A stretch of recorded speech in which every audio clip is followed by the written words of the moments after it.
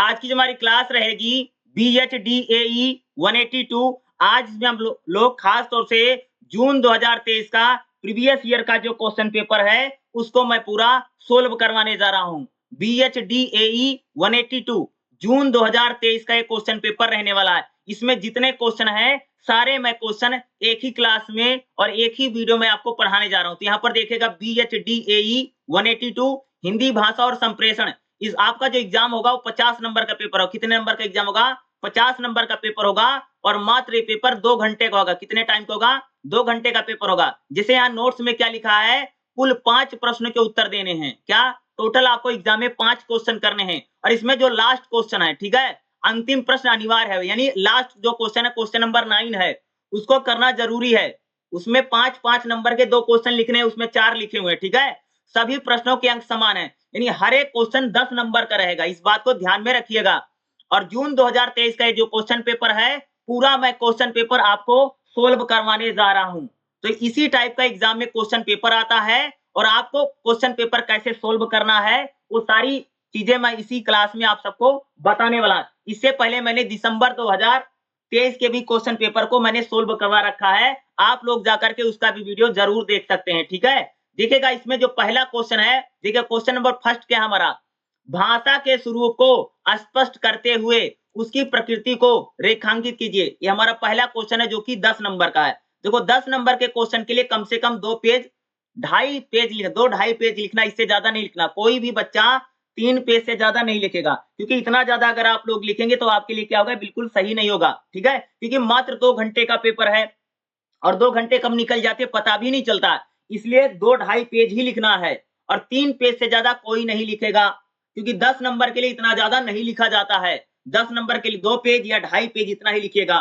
2 page मतलब समझते हो, जैसे एक पन्ना होता है ना, तो पन्ने के आगे और पन्ने के पीछे, जैसे होता है कोई पन्ना होता है भाई, उसका इस 2 साइड होती है ना, ठीक है। तो जैसे पहले इधर का एक गिना, पीछे का 2, आगे पीछे लिख दिया या आधा पन्ना और लिख दिया या 3, इससे ज्यादा नहीं लिखेगा। और आपकी स्पीड कितनी है लिखने की, इस पर ही डिपेंड करेगा कि आपको लिखना। जैसे बहुत सारे बच्चे बहुत स्लो लिखते हैं, कोई बहुत छोटा छोटा लिखता है, इससे भी आप डिसाइड कर लीजिएगा, क्योंकि 2 घंटे कब निकल जाएंगे आपका पता नहीं चलेगा। तो देखिएगा हमारा जो पहला क्वेश्चन है, इस क्वेश्चन को आप लोग कैसे लिखेंगे, चलिए हम लोग इसकी बात करते हैं और इसको कैसे को सोल्व करना है। अगर आप देखिएगा यहाँ पर एक आपका क्वेश्चन देखिए है, भाषा का स्वरूप और प्रकृति। एग्जाम में जब भी क्वेश्चन आता है तो हम लोगों को क्वेश्चन लिखना कैसे है, देखो कभी भी क्वेश्चन अगर हम लोग लिखना शुरू करें तो जो आपका आंसर शीट है, आंसर शीट के बिल्कुल बॉटम पर यानी बिल्कुल बीच में आपको डालना पड़ेगा क्वेश्चन नंबर फर्स्ट डालिए, ठीक है। ऐसे लिख देना क्वेश्चन नंबर 1, ठीक है, और यहां पर लिख देना आंसर नंबर फर्स्ट। और क्वेश्चन को लिखने सबसे पहले, क्वेश्चन को अगर आप लिख रहे हैं सबसे पहले आपको क्या लिखनी है, भूमिका। क्या लिखनी है? भूमिका। किसी भी क्वेश्चन को जब हम शुरू करते हैं, खासतौर से 10 नंबर के क्वेश्चनों में 5 नंबर में भूमिका नहीं लिखनी है, लेकिन 10 नंबर का जो भी क्वेश्चन लिखे सबसे पहले भूमिका लिखो, ठीक है। और भूमिका में भाषा का स्वरूप के बारे में और उसकी प्रकृति के बारे में आपको बतानी है। देखो अगर हम लोग बात करें, जो भाषा है वह भाषा मनुष्य के लिए बहुत ज्यादा जरूरी है, क्योंकि विचार विनिमय के लिए भाषा का होना बहुत ज्यादा आवश्यक है। बिना भाषा के कोई भी व्यक्ति अपना विकास नहीं कर सकता है, ये आप सबको पता होगा, ठीक है। अगर हम लोग बात करें, भाषा जो होती है वह ध्वन्यात्मक होती है, यानी भाषा जो होती है वह ध्वनियों के सहारे चलती है। कोई भाषा ध्वनियों के सहारे चलती है, लिपि के सहारे चलती है। बिना लिपि के कोई भी भाषा आगे नहीं बढ़ती है, ठीक है। और भाषा लिपि कैसी, चित्रात्मक लिपि होती है। जैसे अगर आप देखें हिंदी में क्या है, देवनागरी लिपि है, उसी प्रकार से अंग्रेजी की क्या होती है, रोमन लिपि होती है, ठीक है। भाषा के अगर हम स्वरूप की बात करें तो जो भाषा है वह एक प्रकार से ध्वनि चिन्हों के माध्यम से चलती है। जैसे अगर मैं कोई शब्द बोलूंगा, जैसे मैंने बोला राम, तो मेरे मुख से शब्द निकल रहे ना, तब आपको पता चलेगा ना। और दूसरी कहते हैं, भाषा में जो शब्द होते हैं वह एक प्रकार से उनका कोई ना कोई मतलब होता है, कोई ना कोई अर्थ होता है, ठीक है। जैसे आपने बोला आम, तो आम बोलने से आपको पता चलेगा भाई आम कोई ना कोई शब्द है, ठीक है। लेकिन ऐसा कोई शब्द बोल दिया जिसको कोई मतलब नहीं, उसका कोई अर्थ भी नहीं होगा। और भाषा की अगर हम प्रकृति की बात करें तो भाषा जो है वह विचार विनिमय का केंद्र है। क्या, यानी कोई भी मनुष्य अपने विचारों को दूसरे के सामने प्रकट करने के लिए भाषा का ही सहारा लेता है। और आप सबको पता, देखो कोई भी बच्चा हो, अगर जैसे आप लोग देखोगे, जैसे छोटा बच्चा होता है, जैसे छोटे बच्चे का जन्म होता है, तो जो बच्चा छोटा होता है, देखो अगर उसको भूख लगी तब भी रोएगा, प्यास लगी तब भी रोएगा, उसको लैट्रिन बाथरूम करना तब भी रोएगा, उसको गर्मी लगी तब भी रोएगा। अगर व्यक्ति के पास भाषा नहीं है तो व्यक्ति क्या हर चीज को रो करके छोटा बच्चा देखो ना, रोता ही रोता है बस खाली और कुछ नहीं करता है। लेकिन व्यक्ति जब भाषा को सीख लेता है तो भाई उसको दर्द हो रहा है, दुख हो रहा है, सुख हो रहा है या कुछ भी चीज है वो बोल करके बताता है। यानी क्या है कि मनुष्य के विकास के लिए भाषा जो है बहुत ज्यादा जरूरी है और भाषा के बिना कोई व्यक्ति अपना विकास नहीं कर सकता है। भूमिका में इतना नहीं लिखना, थोड़ा सा लिख देना जितना मैंने बताया है, ठीक है। कम से कम 4-6 लाइन भूमिका में लिखना, इससे ज्यादा कोई नहीं लिखेगा। अब हम लोग बात करें भाषा का स्वरूप क्या है। अब यहाँ पर एक हेडिंग बनाना, भाषा का स्वरूप, ठीक है। तो भाषा का स्वरूप में क्या लिखोगे तुम लोग, ध्यान से। जिन प्रतीकों को लेकर के भाषा, जिन प्रतीकों को लेकर के चलती है वह संकल्पना के रूप में साधारणीकृत होते हैं और संप्रेषण के रूप में भाव और विचारों का बोधन। यानी भाषा में कह सकते, भाषा में भाव और विचारों का बोध होता है। यानी भाषा में क्या होता भाई, कोई व्यक्ति अपने भाव और विचार को एक दूसरे के सामने प्रकट करता ना। जैसे हम लोगों को भाषा आती तो जैसे मुझे भाई, मुझे किसी से भाई कुछ मांगना है, कुछ कहना है तो मैं भाषा के जरिए ही तो बात करूंगा, भाषा के बिना बात नहीं हो सकती है। अगर हम लोग बात करें सांकेतिक वस्तु का अर्थ उन भौतिक यथार्थ वस्तुओं से जुड़ा है जो गैर भाषी। अगर आपको भाषा नहीं आती तो आप लोग विचार विनिमय नहीं कर सकते हैं। आप अपने मन की बातों को, मन के भाव को किसी दूसरे के सामने कैसे प्रकट करोगे भाई, अगर आपके पास भाषा नहीं है, ठीक है। अगर हम लोग बात करें यानी मनुष्य मनुष्य के मस्तिष्क में जो चित्र बनता है, जैसे मनोवैज्ञानिक है, बौद्धिक है, सामाजिक है, सांस्कृतिक है, जातीय परंपरागत परिवेश है। यानी हमारे मन में जो भाव होते हैं उन भावों को प्रकट करने के लिए हम लोग क्या है, भाषा का सहारा लेते हैं। किसका सहारा लेते हैं, भाषा का सहारा लेकर के आपको बताना पड़ेगा ना, ठीक है। भाषा, भाई भाषा का एक परिवेश होता है, भाषा किसी न किसी परिवेश में सीखी जाती है। दूसरा पॉइंट क्या है, भाषा के लिए परिवेश का होना बहुत जरूरी है, ठीक है। जैसे हम लोग भाषा को कहाँ सीखते हैं भाई, अपने आसपास के इलाके में सीखते ना। जैसे कोई छोटा बच्चा होता है तो सामान्यतः जो भाषा है वो अपने घर में सीखता, अपनी मम्मी से सीखेगा, पापा से सीखेगा, बुआ जो भी घर में लोग हैं उनसे सीखता। उसका एक क्या है, भाषा परिवेश में सीखी जाती है, ठीक है। जैसे मान लीजिए कोई हिंदी भाषी परिवार है तो उस घर का बच्चा हिंदी बोलना सीख जाएगा। लेकिन वहीं पर कोई अंग्रेजी भाषी परिवार है तो उनका बच्चा अंग्रेजी भाषा को बोलना सीख जाएगा। यानी भाषा जो है, पहले हम लोग भाषा को कहां पर सीखते हैं, अपने परिवेश में सीखते हैं, अपने आसपास का जो माहौल है वहां पर सीखा जाता है। और जब बच्चा बड़ा होता है तब जब देखो अपने परिवेश में हम लोग सिर्फ भाषा को बोलना सीखते हैं। जैसे बच्चा घर में जो भाषा को सीखता है तो सिर्फ वो मौखिक रूप में भाषा को सीखता है, उसका लिखित रूप नहीं सीखता है। छोटा बच्चा घर में जो भाषा को सीख रहा है वो सिर्फ भैया बोलना सीख रहा है। क्या सीखता है, जैसे मामा बोलेगा, मम्मी बोलेगा, पापा बोलेगा, बुआ बोलेगा, मौसी बोलेगा, मामा बोलेगा। तो भाई घरों में देखा नहीं होगा, छोटे बच्चे सिर्फ भाषा को बोलना सीखते हैं। लेकिन जब बच्चा भाषा को लिखना सीखता है, लिखने के लिए बच्चों को भैया स्कूल कॉलेज जाना पड़ता है, ठीक है। वहां पर जाकर के, और देखो मौखिक भाषा को सीखने के लिए हमको बहुत ज्यादा प्रयत्न नहीं करने पड़ते हैं। मौखिक भाषा जो बच्चा होता है वो स्वतः सीख लेता, स्वतः मतलब ऑटोमेटिक खुद ही सीख लेगा। देखा होगा कि भाई बोलने वाली भाषा को सीखने के लिए आपको बहुत ज्यादा प्रयास करना पड़ा हो, ऐसा तो होता नहीं ना। बोलने वाली भाषा के लिए यानी जब बच्चा भाषा का मौखिक रूप सीखता है तब उसको कोई प्रकार का प्रयत्न नहीं करना पड़ता है। लेकिन लिखित भाषा को सीखने के लिए हम लोगों को स्कूल कॉलेज जाना पड़ेगा, तभी आप सीख पाएंगे, ठीक है। या घर में आप देखो, लिखित भाषा को सीखने के लिए हमको प्रयास करना पड़ता है, हमको मेहनत करनी पड़ेगी। लेकिन भाषा का जो मौखिक रूप है वह स्वतः अपने आस पड़ोस में, घर परिवार में बच्चा सीख लेता है। और भाषा सांकेतिक वस्तु के रूप में सीखता शुरू में। देखो बच्चा शुरू में जब भाषा को सीखता है सांकेतिक रूप में भाषा को सीखेगा। जैसे किसी चीज को संकेत करके बताना पड़ेगा। जैसे छोटा बच्चा होता है उसको बताओगे बेटा ये फ्रिज है, ये कूलर है, ये एसी है, ठीक है। तब वो भाषा को सीखता है ना। प्रतीक से अब क्या है, भाषा ध्वनियों के सार्थक और स्वतंत्र समूह है। भाषा में क्या होता है भैया, भाषा में ध्वनियों का प्रयोग होता है। भाषा किसके माध्यम से चलती है, ध्वनियों और प्रतीक चिन्हों के माध्यम से भाषा चलती है। भाई कोई भाषा, जैसे हिंदी है, हिंदी में अगर मैं बोल रहा हूँ का, तो का की योग ध्वनि है, खा मैंने बोला खा की योग ध्वनि है ना। नहीं, भाषा में भाषा प्रतीक के माध्यम से चलती है और भाषा के ध्वनि चिन्हों के माध्यम से भाषा चलती है। भाई हर भाषा में क्या है, कोई न कोई क्या है, ध्वनि चिन्ह है ना। ध्वनि चिन्ह के बिना कोई भाषा नहीं चलती है।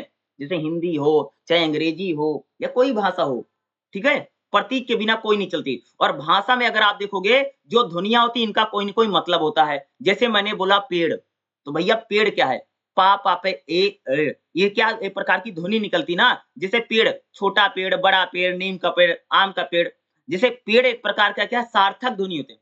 भाषा में जो ध्वनि है, ध्वनि का कोई न कोई मतलब होना चाहिए, सार्थक ध्वनि, निरर्थक ध्वनि नहीं। जैसे मैंने पेड़, ठीक है? तो पेड़ का कोई न कोई, जैसे मैंने बोला पेड़, तो आपके मन में एक संकेत बन जाएगा कि भाई मैं पेड़ बोला हूँ, ठीक है? तो यानी भाषा में जो ध्वनि होती है क्या है? सार्थक ध्वनियाँ होती हैं, याद रखिएगा। दूसरा अगर हम लोग बात करें सांकेतिक वस्तु, यानी एक प्रकार से भाषा संकेत के माध्यम से चलती है। किसके माध्यम से चलती है? संकेत के माध्यम से चलती है। और भाषा में कई बार एक शब्द का कई सारा मतलब भी होता है। जैसे मैंने बोला कमल, तो कमल का कई सारा पर्यायवाची भी शब्द होता है, जैसे नीरज है, पंकज है, ठीक है? ये क्या है? पर्यायवाची, यानी किसी भाषा में एक शब्द का मतलब अलग-अलग हो सकता है ना, जैसे तुम लोग देखते होगे कि भाई एक शब्द के कई सारे अर्थ निकल जाते हैं, ठीक है? इसलिए हर एक शब्द जो होता है, उसका हर जगह पर उसका अलग मतलब है ना।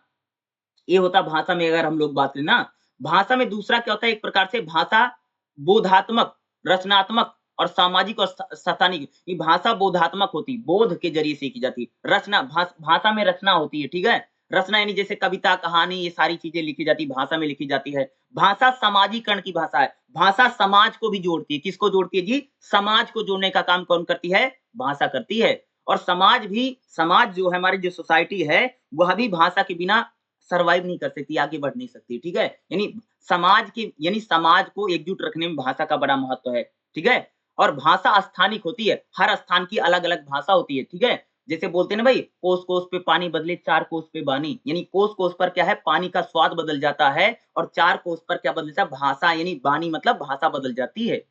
चाहे आप किसी भी रीजनल इलाके में चले जाना, 4 कोस पर भाषा में बदलाव आ ही जाएगा, चाहे उसकी टोन बदल जाए या बोलने के तौर तरीके बदल जाएँ। तो भाषा स्थानिक होती है, हर स्थान की एक क्या होती है, अपनी एक भाषा होती है, क्योंकि हम भाषा के स्वरूप को हम लोग पढ़ रहे हैं, ठीक है? जैसे अगर बात करूँ, जैसे भाषा भाषा भाषा जो है वाक्यों के सहारे चलती है। किसके सहारे चलती है जी? भाषा वाक्यों के सहारे चलती है। जैसे मैंने बोला, मोहन ने मोटे लड़के को पीटा। मोहन ने जिस लड़के को पीटा, वह मोटा है। मोहन ने उस लड़के को पीटा जो मोटा है।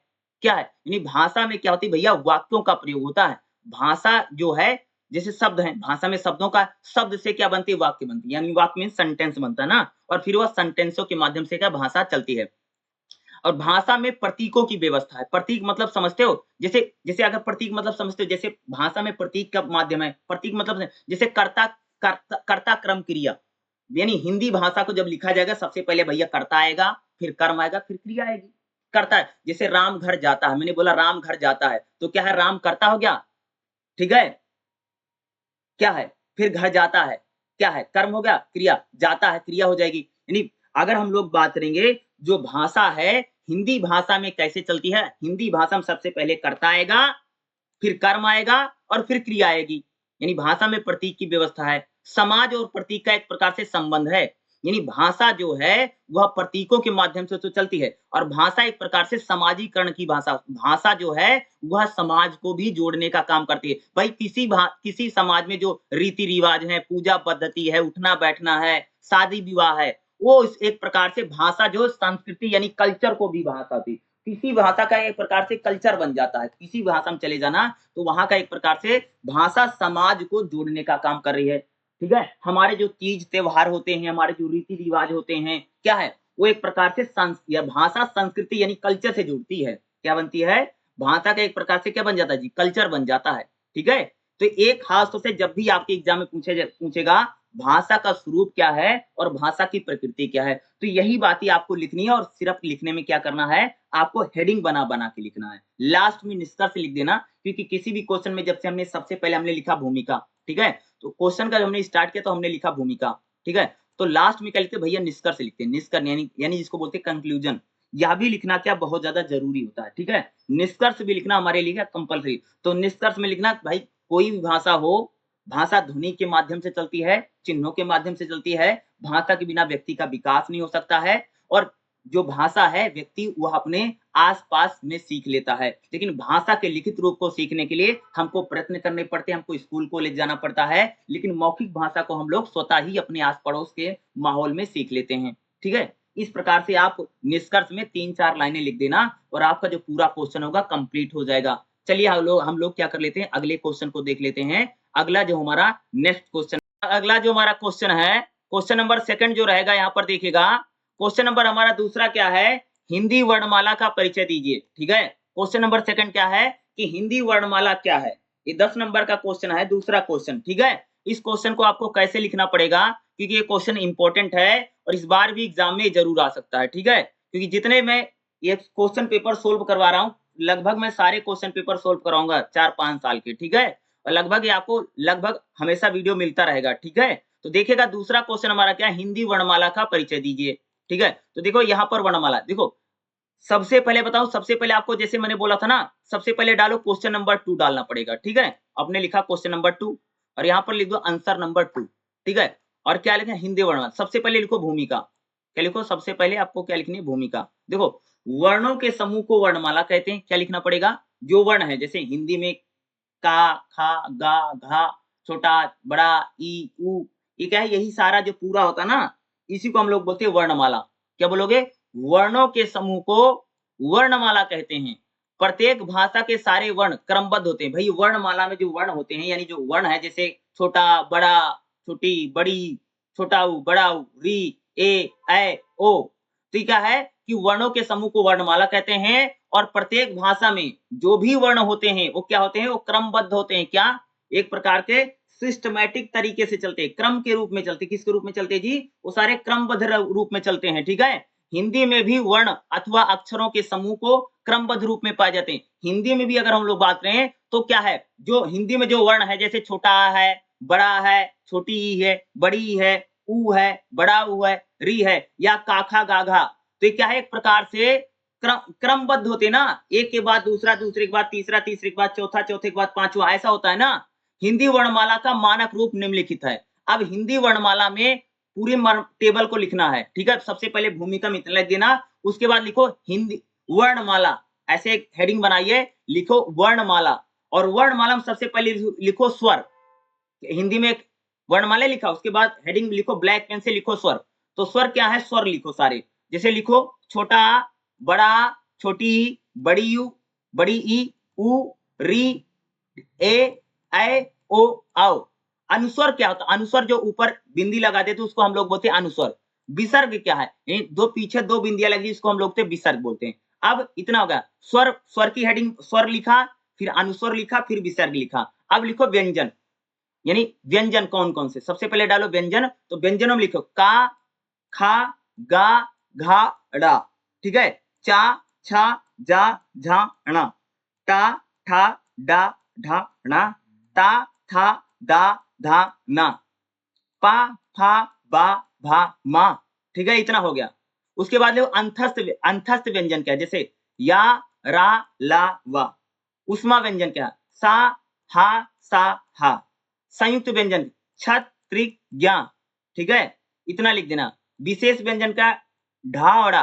ठीक है, क्या है, इतना पूरा जो टेबल मैंने बताया है कि भाई अंतस्थ व्यंजन, उष्मा व्यंजन, संयुक्त व्यंजन। ठीक है, और विशेष व्यंजन ढा और डा, इतना लिखना है। ये क्या हमारी पूरी हिंदी वर्णमाला है, क्या है। और हिंदी वर्णमाला जब भी पूरा लिखना, वर्णमाला आएगी तो आपको पूरा लिखना, पहले स्वर लिखना है, फिर अनुस्वर लिखना है, फिर विसर्ग लिखना है, फिर सारे व्यंजन लिखने, का, खा, गा, घा, डा, चा, छा, जा, ढाना, टा, ठा, डा, ढाना, ता, था, दा, धाना, पा, फा, बा, भा, मा, यारा, लावा।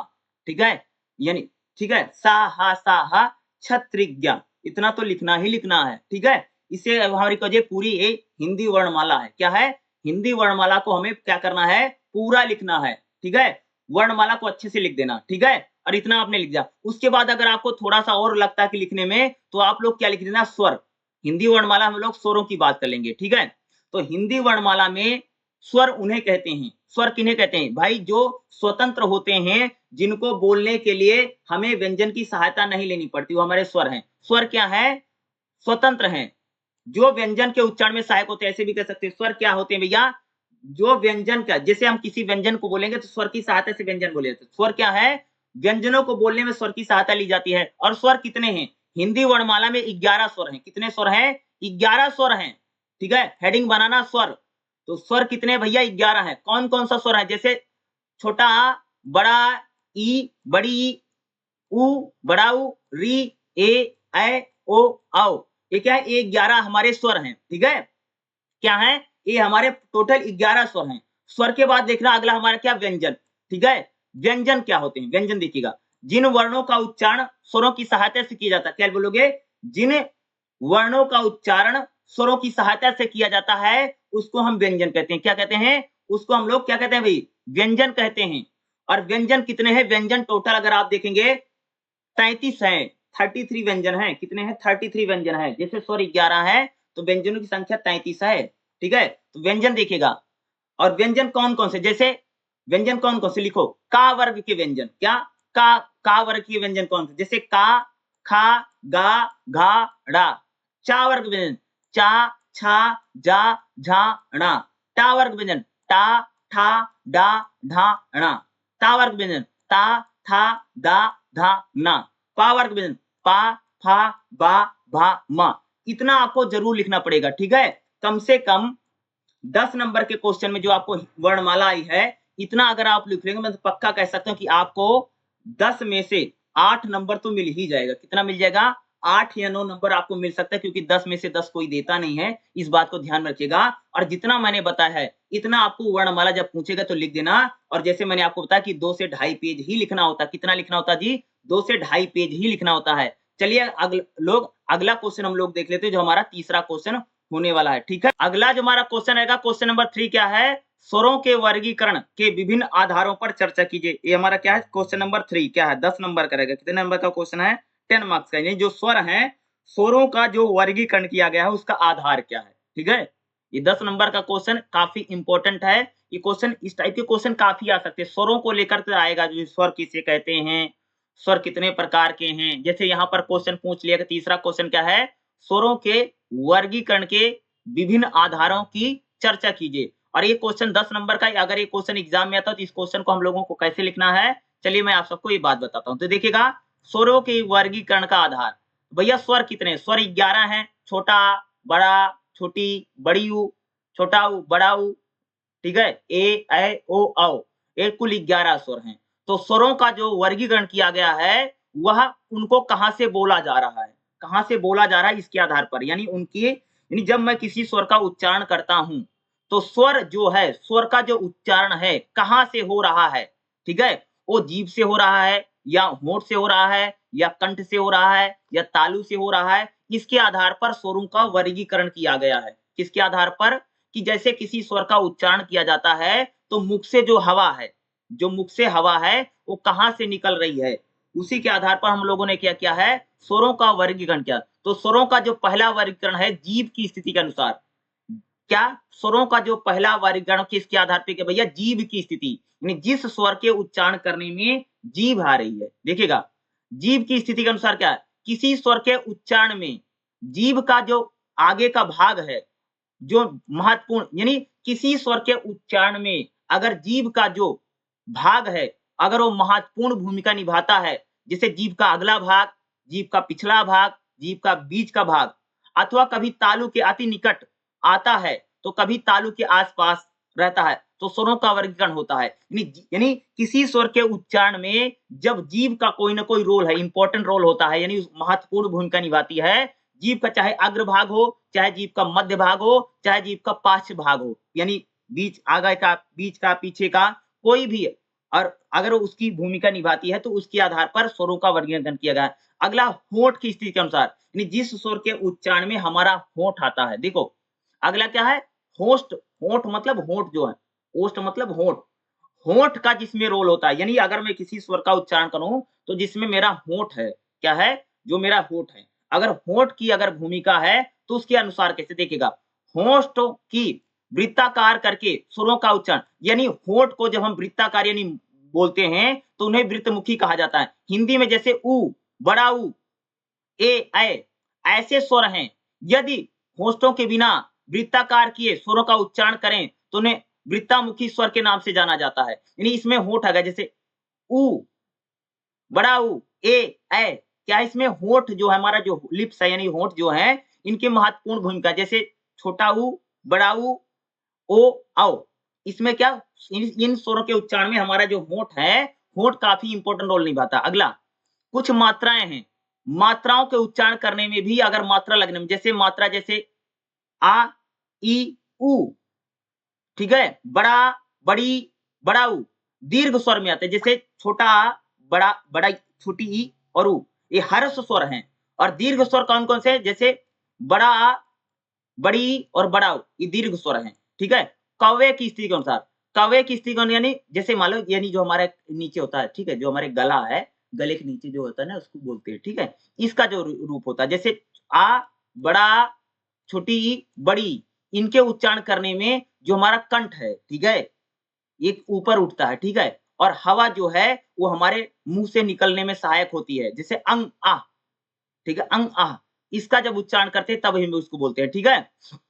देखो, ओंठ, जिह्वा, मात्रा और कव्वे की स्थिति के अनुसार मुंह की मांसपेशियों की दृढ़ता से या शिथिलता, स्वर तंत्रिकाओं की अवस्थिति आदि के आधार पर हिंदी के स्वरों का वर्गीकरण किया गया है। यानी किसी स्वर के उच्चारण में अगर हमारा होंठ, जीभ या जो कंठ है, अगर इसका इम्पोर्टेंट रोल है, तो उसी के आधार पर क्या किया गया है? स्वरों का वर्गीकरण किया गया है। यानी किस स्वर के उच्चारण करने में जिसमें कंठ आता है, जिसमें जीभ आती है, ठीक है? या हमारा जो कंठ आता है या जीभ आती है या होंठ आता है, ठीक है? इसके आधार पर हमने क्या किया? हिंदी हिंदी में स्वरों का वर्गीकरण किया है, यानी बँटवारा किया है, ठीक है?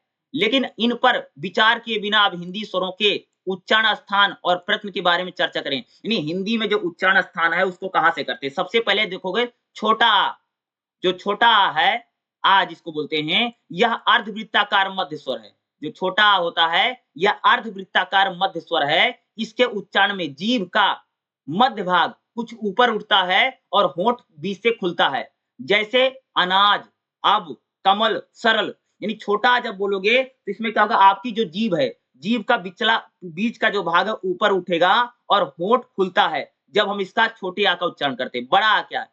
बड़ा आ देखिए, यह अर्धवृत्ताकार पाँच स्वर है। यानी इसमें जो इस स्वर के उच्चारण में अगर हम इसका उच्चारण करेंगे, तो हमारी जीभ का निचला भाग और होंठ के चारों ओर फैलता है। जैसे आकाश, काली, महीना। अंग क्या है?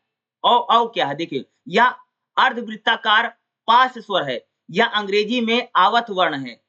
आदि और मध्य की स्थिति उच्चारित होती है, जैसे डॉक्टर, ऑफिस, कॉटन और इसमें अ आएगा। ई क्या है? ई देखिएगा, ई स्वर क्या है? देखिएगा, इसके उच्चारण में जिह्वा का अगला भाग, जैसे ई का उच्चारण करोगे तो हमारी जीभ जो है ना, जीभ का ना आगे का जो भाग है थोड़ा उठ जाता है, जैसे ई।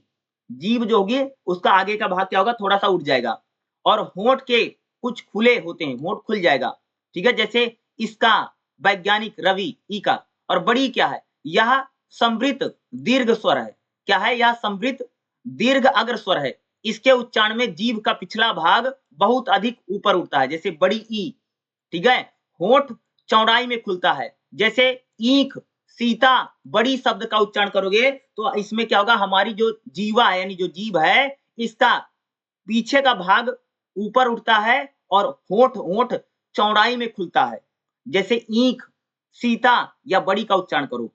अगला ऊ क्या है? यह समृद्ध ह्रस्व पाश स्वर है। इसके उच्चारण में जीभ का पिछला भाग बहुत अधिक ऊपर उठता है और होंठ वृत्ताकार होते हैं, जैसे कुमति, सुमति, ठीक है? गुरु, साधु, ऊ का है। और इसके उच्चारण करने में जीभ का पिछला भाग जो है बहुत ऊपर उठ जाता है और होंठ जो है वृत्ताकार हो जाते हैं, ठीक है? बड़ा ऊ क्या है?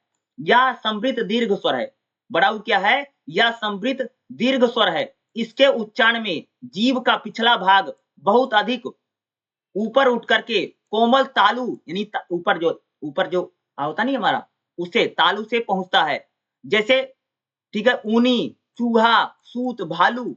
इसमें ए क्या है? ऐ क्या है? देखो, यह अर्ध समृद्ध अग्र स्वर है। इसके उच्चारण में होठ दोनों ओर ई से अधिक खुलता है। बोलियों में इसका अधिक प्रयोग है, जैसे केला, चेला, बोलो, इस प्रकार से। ऐ क्या है? ऐ, यह अर्ध विवृत ह्रस्व अग्र स्वर है, जैसे वैर, पैर, सैर, कसैला, बिसैला, ठीक है? इस प्रकार के शब्दों में बोला जाता है। औ क्या? औ देखो, यह अर्ध समृद्ध पाँच स्वर है। इसके उच्चारण में होंठ काफी वृत्ताकार हो जाते हैं, यानी होंठ जो है काफी वृत्ताकार खुलता है, जैसे गोला, गोला, ओला, ठीक है?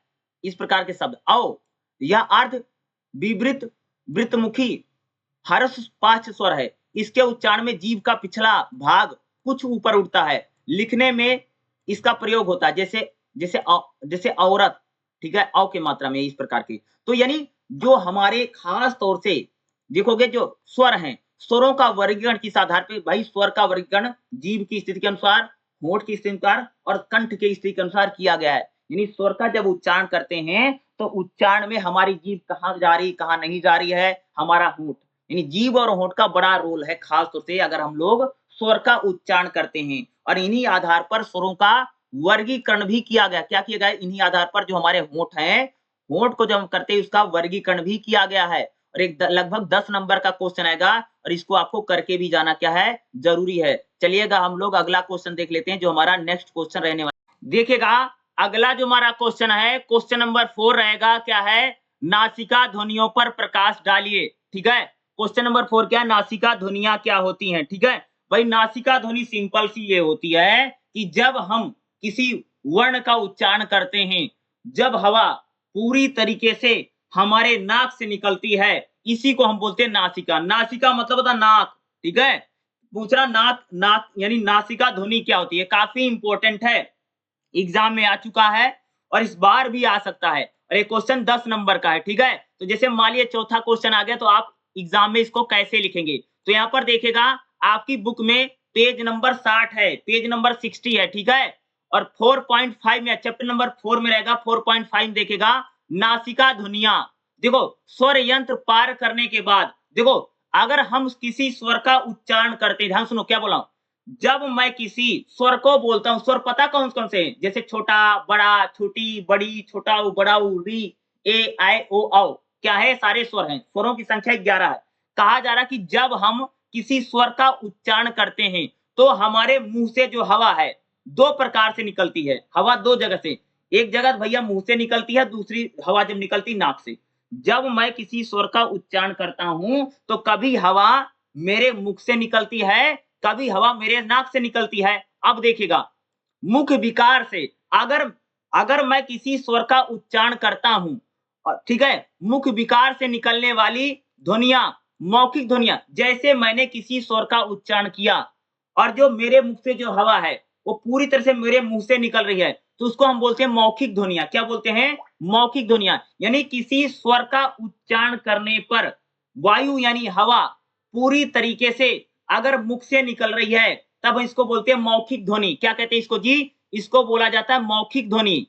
ठीक है, यदि लेकिन अगर मैं किसी स्वर का उच्चारण करता हूं या किसी स्वर का उच्चारण किया जाए, हवा जो हवा है वो मुख से भी और नाक से भी दोनों जगह से निकल रही है, तब उसको बोलते हैं मौखिक नासिका ध्वनि।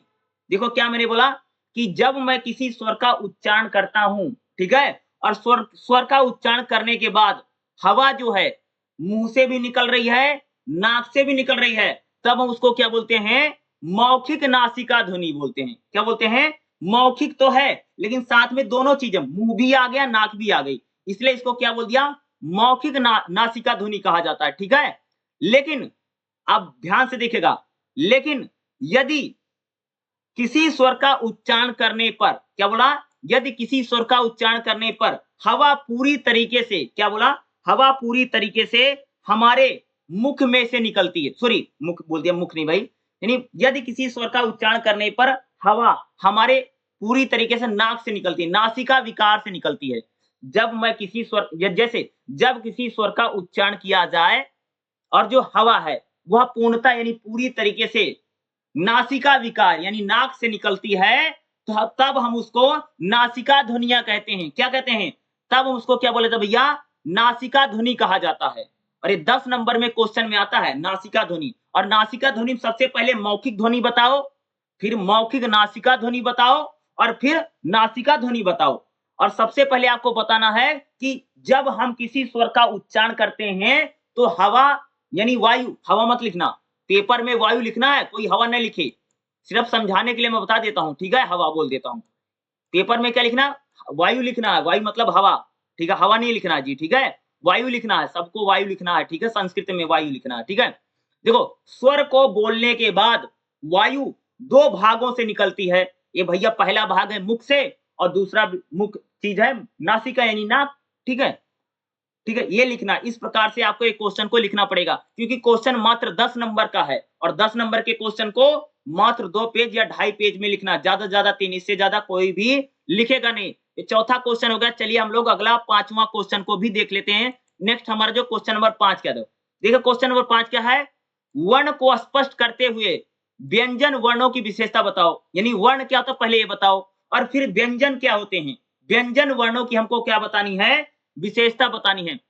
अरे क्या है, क्वेश्चन नंबर 5 है। क्वेश्चन नंबर 5 भी काफी इंपॉर्टेंट है और इस टाइप के क्वेश्चन कह सकते हैं एग्जाम में पूछे जाते हैं और एग्जाम में आता ही आता है कि वर्ण को बताओ। सबसे पहले भैया वर्ण क्या होता है ये बताओ, ठीक है, और फिर बताओ व्यंजन क्या होते हैं, व्यंजन वर्ण बताओ। व्यंजन है नहीं, जैसे का खा गा घा ड़ा, चा छा जा झा ना, टा ठा डा ढा ना, ता था दा धा ना, पा फा बा भा मा, यारा लावा सा, ठीक है, ये क्या है, यही तो सारे व्यंजन हैं। ये यही क्या व्यंजन, यही बताने हैं, इनकी विशेषता बतानी है। विशेषता क्या विशेषता भैया, यही विशेषता बनेगी ना कि व्यंजन स्वर की सहायता से बोले जाते हैं, ठीक है, व्यंजन 33 होता है, ठीक है। व्यंजन की क्या बतानी, खासियत बतानी है। पहले बताओ वर्ण क्या होता है और फिर बताओ व्यंजन की विशेषता क्या होती है। अब चलिएगा हम लोग क्वेश्चन नंबर 5 को कैसे लिखेंगे उसको देख लेता। जैसे अगर हम लोग को क्वेश्चन लिखना पड़ेगा, जैसे मान लीजिए आ गया, इसको लिखेंगे कैसे, तो सबसे पहले आपको लिखनी पड़ेगी भूमिका। क्या लिखनी पड़ेगी, भूमिका। भूमिका में क्या लिखोगे, वर्ण मनुष्य की वाग इंद्रियों द्वारा अव्यक्त ध्वनि की सबसे छोटी इकाई है। यानी जो वर्ण होता है वह सबसे छोटी इकाई होता है। क्या, ये लिखना पड़ेगा। वर्ण, वर्ण को देखो, वर्ण इतना लिख दिया ना, उसके बाद लिखना सबसे छोटी इकाई क्या होती है, वर्ण होता है। अतः इसे खंडित नहीं किया जा सकता, यानी वर्ण को तोड़ा नहीं जा सकता, किसी भी वर्ण को, जैसे आ, यानी आ का खंडित नहीं कर सकते, यदि इससे छोटा कुछ हो ही नहीं सकता, यानी सबसे क्या होती है भैया, छोटा देती है। और वर्ण क्या होते हैं भैया, भाषा में अर्थ देते हैं। क्या, वर्ण क्या देते हैं, भाषा में अर्थ देने वाले होते हैं, ठीक है। अगर हम व्यंजन की बात करें तो व्यंजन वो होते हैं जो स्वर की सहायता से बोले जाते हैं। क्या है, व्यंजन वह होते हैं जो स्वर की सहायता से बोले जाते हैं। और हिंदी वर्णमाला में, मैं भूमिका बोला, हिंदी वर्णमाला में कुल 52 वर्ण है। कितने हैं, हिंदी वर्णमाला में कितने वर्ण है, 52 वर्ण होते हैं, ठीक है। इतना तो लिखना है भूमिका में। क्या लिखना है, जितनी बातें मैंने बताई इतना आपको क्या लिखना, भूमिका में लिखना है जी, ठीक है। अब देखो, अब लिखना, सबसे पहले लिखना वर्ण डालो, हेडिंग क्या बनेगी, वर्ण। क्या लिखोगे, वर्ण लिखोगे। अब क्या लिखोगे, वर्ण को क्या लिखोगे, देखो वर्ण लिखा, अब एक अंडरलाइन नीचे कर लेना, ठीक है। क्या लिखोगे, वर्ण सबसे छोटी इकाई होती है, ठीक है। वर्णों को हम लोग खंडित नहीं कर सकते, यानी इसको तोड़ा नहीं जा सकता है। यानी वर्ण जो है वह ध्वनि की सबसे छोटी इकाई है। क्या है, वर्ण क्या है, ध्वनि की सबसे छोटी क्या होती है, इकाई होती है। वर्ण जो होते हैं वह भाषा में अर्थ देने का काम करते हैं। क्या है भाई, वर्ण होते क्या करते हैं, भाषा में अर्थ प्रदान करते हैं, ठीक है। और वर्णों का संबंध जो लिखने के लिए क्या जाता है, यानी वर्ण से हम क्या कर सकते हैं, किसी भी चीज को लिखने के करते हैं, ठीक है। वर्णों से क्या होती है, भाषा में व्यवस्था आती है।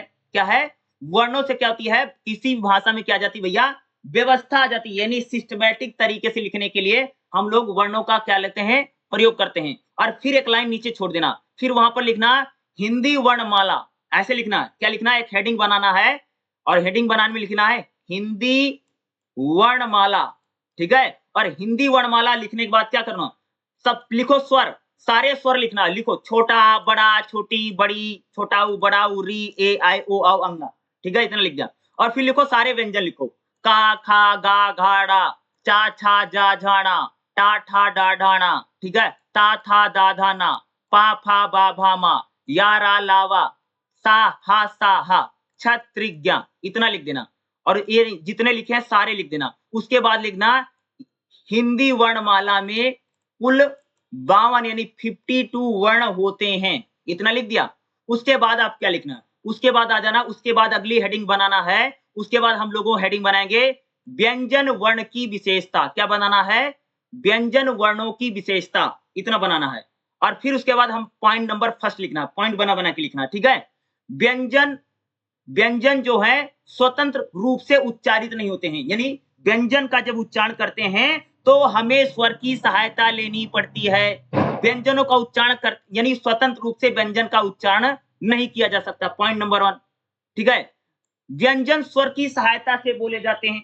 दूसरी बात क्या होगी, दूसरी हेडिंग क्या, दूसरी पॉइंट क्या बनेगा भैया, व्यंजन जो है स्वर की सहायता से बोले जाते हैं। किसी भी व्यंजन का उच्चारण करने में हम लोगों को स्वर की सहायता लेनी ही पड़ेगी, क्योंकि व्यंजन जो है वह स्वतंत्र नहीं होते हैं। ठीक है। तीसरी बात क्या, तीसरी बात लिखो, व्यंजन के उच्चारण में वायु का मार्ग रुक जाता है। देखो, जब हम किसी व्यंजन का उच्चारण करते हैं तो उसमें जो हवा निकलती है, हवा का जो मार्ग है उसमें किसी न किसी प्रकार की रुकावट आती है। तीसरी बात हो गई। चौथी बात क्या है, पॉइंट नंबर 4 क्या लिखोगे, व्यंजन के उच्चारण में वायु है वह रुक करके निकलती है, यानी हवा जो है वह रुक करके निकलती है। व्यंजनों का उच्चारण देर तक नहीं किया जा सकता है। अगली पॉइंट लिखना, अगला पॉइंट 5वां कह रहा है भैया, किसी भी व्यंजन का उच्चारण देर तक नहीं किया जा सकता है। स्वर का उच्चारण तो आप देर तक कर सकते, जैसे कोई ऐसे देर तक करता नहीं, देखा होगा ना, बहुत सारे लोग ऐसे ऋषि मुनि होते हैं तो देर तक किसी स्वर का उच्चारण करते, जैसे देर तक कर देगा ना। लेकिन व्यंजन का उच्चारण जो है देर तक नहीं किया जा सकता है, क्योंकि व्यंजन जैसे कोई बोला का उच्चारण कितने दूर करोगे, खा, बस हो गया काम खत्म, खा, ऐसे कोई बोलता नहीं ना। नहीं, क्या है, व्यंजनों का उच्चारण हम लंबे समय तक, यानी इसका देर तक उच्चारण नहीं किया जा सकता है। ठीक है। व्यंजन का उच्चारण किसी स्थान विशेष से होता है। यह स्वर की तरह पूरे मुख विकार, यानी व्यंजन जब हम बोलते हैं ना तो हवा जो है पूरे मुख से नहीं निकलती है और वह किसी खास जगह से बोले जाते हैं। ठीक है। सामान्यता, एक पॉइंट लिखना, सामान्यता व्यंजनों की संख्या 33 मानी गई। कितनी, 33। व्यंजन कितने भैया माने गए हैं, व्यंजन 33 माने गए सामान्यता, बल्कि ज्यादा होते हैं, लेकिन मूल व्यंजन 33 हैं। स्वर कितने, स्वर 11 हैं। ठीक है। अब जैसे व्यंजन के नीचे का वर्ग व्यंजन क्या है, जैसे का, खा, गा, घाड़ा। चा वर्ग व्यंजन क्या, चा, छा, जा, झाड़ा। टा वर्ग व्यंजन क्या, टा, ठा, डा, ढाना। ता वर्ग व्यंजन ता, था, दा, धाना। फिर पा वर्ग व्यंजन क्या, पा, फा, बा, भा, मा। फिर या, रा, लावा, ये 4 हो गए। सा, हा, सा, हा, यानी कुल मिलाकर के कितने हो गए, 33। ये कितने हैं, ये 33 मूल व्यंजन है। क्या जी, मूल व्यंजन है। सामान्यता व्यंजन कितने होते हैं, 33 होते हैं। इतना आपको 10 नंबर में लिखना है और जैसे जैसे मैंने बोला है पॉइंट बना बना के लिखना है। ठीक है। और कम से कम 2.5 से 2 या 2.5 पेज, 3 पेज से ज्यादा पन्ने कोई बच्चा नहीं लिखेगा, क्योंकि मात्र 2 घंटे का पेपर है और थोड़ा जल्दी लिखना है। ठीक है। ऐसा नहीं तुम 3 घंटे सोच रहे हो, ज्यादा सोचोगे तो समय निकल जाएगा। ठीक है। इसलिए एग्जाम में घड़ी वड़ी लगा करके जाना, या क्लास में जो टीचर है उससे पूछते रहना भैया कितना समय बचा है। ठीक है, ताकि आप लोगों को पता चल सके। चलिएगा हम लोग अगला क्वेश्चन देख लेते हैं। अब देखा हमारा क्वेश्चन नंबर 6 क्या है, संज्ञा और उसके प्रकारों पर, यानी संज्ञा क्या है और संज्ञा के प्रकार बताने हैं। क्या है क्वेश्चन नंबर 6। इस टाइप का क्वेश्चन एग्जाम में पूछा जा सकता है, जैसे इस बार संज्ञा ही हो सकता है, इस बार भैया सर्वनाम आ जाए, या पिछली बार अभी लेटेस्ट एग्जाम हुआ था, अभी मैं दिसंबर 2023 का क्वेश्चन पेपर मैंने आप सबको सोल्व करवाया, उसमें विशेषण पूछ लिया था। ठीक है। तो संज्ञा किसे कहते हैं और संज्ञा की कितने प्रकार है, गुणवाचक संज्ञा, भाववाचक संज्ञा, व्यक्तिवाचक संज्ञा, यही तो है संज्ञा ना। ठीक है। संज्ञा मैंने पढ़ाया भी था। तो यानी मान लीजिए क्वेश्चन नंबर 6 को अगर हम लोगों को सोल्व करना है तो किस प्रकार से हम लोग करेंगे, क्या क्वेश्चन क्या है, संज्ञा और उसके प्रकारों पर प्रकाश डालिए। 10 नंबर का क्वेश्चन है। अब इस क्वेश्चन को हम लोग कैसे लिखेंगे, चलिए इसको हम लोग देख लेते हैं। ये क्वेश्चन आपका रहेगा संज्ञा और उसके प्रकार। देखो सबसे पहले, देखो ये क्वेश्चन है संज्ञा और उसके प्रकार बताइए, सबसे पहले हमको क्या लिखनी है, भूमिका लिखना है। ठीक है जी, भूमिका, भूमिका ऐसे नीचे अंडरलाइन कर देना, फिर ऐसे एरो लगा देना और फिर क्या लिखोगे, मैं जो बताता हूं। देखो देखो, किसी प्राणी, व्यक्ति, वस्तु, स्थान के नाम को हम संज्ञा कहते हैं। ठीक है। जैसे राधा पुस्तक पढ़ रही है, बंदर मेज पर बैठा है, जीवन में सच्चाई होनी चाहिए, हमें सबसे प्यार करना चाहिए। तो यहां पर राधा, ठीक है, या जैसे बंदर, मेज, जीवन, सच्चाई, प्यार, ये जो शब्द हैं ये सारी क्या है, संज्ञा है। कहने का मतलब ये है कि यानी किसी भी वाक्य में अगर किसी व्यक्ति का नाम आता है, किसी प्राणी का नाम आता है, किसी वस्तु का नाम आता है, किसी स्थान का नाम आता है, किसी प्रकार का गुण है, जैसे सच्चाई, अच्छाई, ठीक है, या किसी धर्म है, या कोई भाव है, जैसे प्यार है, भाव है, या अहंकार है, या कोई भाव आता है आदि का जो बोध कराते हैं उनको हम संज्ञा कहते हैं। ठीक है। उसके बाद इतना लिखना भूमिका में, भूमिका तो लिख दी, उसके बाद लिखो संज्ञा किसे कहते हैं। अगला क्या लिखोगे, संज्ञा किसे कहते हैं, हेडिंग बनाओ। और ठीक है, और संज्ञा किसे कहते हैं, हेडिंग बनाने के बाद लिखो, संज्ञा उसे कहते हैं जो किसी व्यक्ति का, प्राणी का, वस्तु का, स्थान का, गुण का, धर्म का, भाव का, आदि का जो बोध कराता है, यानी आदि के बारे में जो बताता है, उन शब्दों को हम संज्ञा कहते हैं। उन शब्दों को हम क्या कहते हैं, संज्ञा कहते हैं। इतना लिख दिया। उसके बाद एक लाइन छोड़ो, एक लाइन छोड़ना है, ठीक है। और एक लाइन छोड़ने के बाद हमको क्या करना, क्या लिखना जो मैं बोल रहा हूं। देखो, कुछ संज्ञा प्राणीवाचक होते हैं, क्या लिखोगे, कुछ संज्ञा प्राणीवाचक होते हैं और कुछ अप्राणीवाचक होते हैं। जैसे राधा, मोहन, बंदर, घोड़ा प्राणीवाचक हैं, जैसे पुस्तक, मेज, हिमालय, नदी। अप्राणीवाचक यानी प्राणीवाचक यानी जिनमें जान है, जैसे भैया राधा है, मोहन है, बंदर है, घोड़ा है, ये प्राणीवाचक है। क्या है, ये प्राणीवाचक संज्ञा है। और अप्राणीवाचक संज्ञा क्या है, जैसे पुस्तक है, मेज है, हिमालय है, नदी है, ठीक है, या कुर्सी है, ठीक है, बस्ता है, बैग है, कार है, क्या है, ये सारे अप्राणीवाचक संज्ञा है, ठीक है। और उसके बाद एक लाइन फिर छोड़ो, हेडिंग नहीं बनाना, लाइन छोड़ना बस खाली, ठीक है। एक लाइन फिर छोड़ो। देखो, कुछ संज्ञाओं को हम लोग गिन सकते हैं, क्या लिखोगे, कुछ संज्ञाओं को हम लोग गिन सकते हैं जिन्हें गणीय संज्ञा कहते हैं, जैसे मेज, कुर्सी, मनुष्य, हाथी। और कुछ संज्ञाओं को गिना नहीं जा सकता है, यानी क्या है, कुछ ऐसी प्रकार की संज्ञा होती है जिनको हम लोग गिन नहीं सकते हैं, जैसे आग, जैसे सच्चाई है, प्यार है, वायु है, भाई वायु को अंदाजा लगा सकता है वायु कितनी है, प्यार है भाई कितना है पता ही नहीं चलेगा, ठीक है। किसी से, किसी के मन में किसी के प्रति ईर्षा है, भाई ईर्षा कितनी है पता थोड़ी लगेगा, द्वेष भावना है, नहीं पता नहीं लगेगा ना। यानी ये जिनको गण सकते हैं, गणनीय संज्ञाएं होती है, जैसे मेज, कुर्सी, मनुष्य, हाथी, इस प्रकार की चीजों को आप गिन सकते हैं। लेकिन अगणनीय संज्ञा कहते हैं, यानी जिनको गिना ही नहीं जा सकता, जिनको हम काउंट नहीं कर सकते, गिने नहीं सकते हैं, तो क्या होती है, जैसे प्यार है, सच्चाई है, इस प्रकार के, वायु है, ठीक है, इसको हम लोग गिन नहीं सकते हैं। उसके बाद क्या लिखना आप लोगों को, संज्ञा के भेद, क्या लिखना, हेडिंग लिखना, क्या लिखना जी, हेडिंग कैसे बना, ऐसे लिखो, संज्ञा के भेद, ठीक है, या संज्ञा के भेद लिखना। उसके बाद लिखना संज्ञा, संज्ञा, ठीक है, संज्ञा के भेद लिख दिया, ठीक है। उसके बाद लिखना संज्ञा के 3 भेद हैं, यानी संज्ञा 3 प्रकार की होती है, क्या लिखोगे जी। उसके बाद लिखना संज्ञा 3 प्रकार की होती है, 3 प्रकार की होती है। और 3 प्रकार लिखने के बाद आप टेबल बनाओ, एक क्या बनाना है, टेबल चार्ट बनाना है, फ्लो चार्ट बनाना है। क्या लिखना, यहां लिखो संज्ञा, यहाँ क्या लिखो, संज्ञा, और फिर ऐसे अंडरलाइन 1, 2 और 3 ऐसे एरो लगा लो, ऐसे ऐसे एरो लगा दो। यहां लिखना संज्ञा, और यहां पर लिखो, क्या लिखो, यहां पर लिखो व्यक्तिवाचक संज्ञा, व्यक्तिवाचक संज्ञा, यहां पर लिखो जातिवाचक संज्ञा, और यहां पर लिखो भाववाचक संज्ञा। ये फ्लो चार्ट बनाना है, फ्लो चार्ट में बोलो तो यहां बना के बता देता हूं, जैसे लिखा मैं बता रहा हूं, ठीक है। जैसे यहां लिखो संज्ञा, ठीक है, मैंने लिख दिया संज्ञा, और फिर ऐसे ऐसे ऐसे अंडरलाइन कर लो 3, ठीक है। तो 3 अंडरलाइन हो गई। अब यहाँ क्या करना, यहाँ पर लिखना, जैसे आपको लिखना है, जैसे 3 संज्ञा, जैसे व्यक्तिवाचक संज्ञा, तो यहाँ लिखो व्यक्तिवाचक संज्ञा। यहाँ पर क्या लिखोगे, जातिवाचक संज्ञा, क्या लिखोगे, जातिवाचक संज्ञा। और फिर क्या लिखोगे भैया, जातिवाचक, भाववाचक संज्ञा, फिर क्या, भाववाचक संज्ञा। अब क्या, ये फ्लो चार्ट बन गया। अब फ्लो चार्ट बनाने के बाद पहला पॉइंट लो, पहला पॉइंट यानी पहली हेडिंग बनाना पड़ेगा।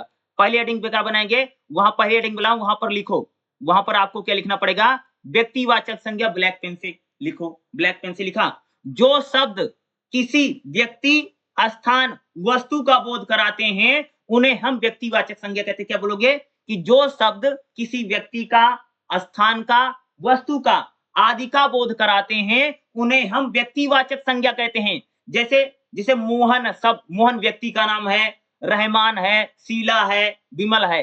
जैसे स्थान के, जैसे भारत है, चीन है, रूस है, इंग्लैंड है, जापान है, कुछ भी है। वस्तु क्या, जैसे गंगा है, यमुना है, चेतक है, घोड़ा है, हाथी है, ग्रंथ है, ठीक है।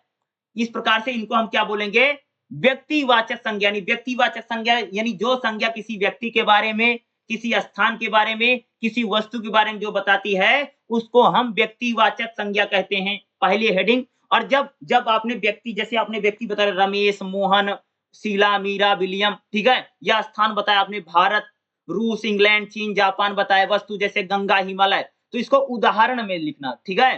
ब्लैक पेन से क्या लिखना, आपको उदाहरण लिखना, ठीक है, क्योंकि हमेशा उदाहरण लिखना जरूरी है। उसके बाद दूसरी हेडिंग डालो, दूसरी हेडिंग क्या बनेगी, जातिवाचक संज्ञा। दूसरी हेडिंग क्या बनाओगे, ब्लैक पेन से लिखो जातिवाचक संज्ञा। देखना क्या लिखोगे, जातिवाचक संज्ञा, नीचे अंडरलाइन करो और एक लाइन खींचो इस प्रकार से, ठीक है, और इसको एक्सप्लेन कैसे करेंगे। देखो, जो शब्द किसी जाति, धर्म, प्राणी, वस्तु का बोध कराता है उसे जातिवाचक संज्ञा, यानी जो शब्द किसी जाति का, धर्म का, प्राणी का या वस्तु का बोध कराते हैं उन्हें हम जातिवाचक संज्ञा कहते हैं। जैसे एग्जांपल क्या है, जैसे मनुष्य, घोड़ा, पहाड़, नदी, सोना, लोहा, ये क्या किसी, और जातिवाचक संज्ञा दो प्रकार की होती है। क्या लिखोगे, जातिवाचक संज्ञा कितनी भैया, दो प्रकार की, द्रव्यवाचक और समूहवाचक। द्रव्य यानी जैसे कोई लिक्विड है, द्रव्यवाचक संज्ञा क्या है, ऐसी संज्ञा जो किसी द्रव्य या पदार्थ या सामग्री का बोध कराती है उन्हें हम द्रव्यवाचक संज्ञा कहते हैं। जैसे लकड़ी है,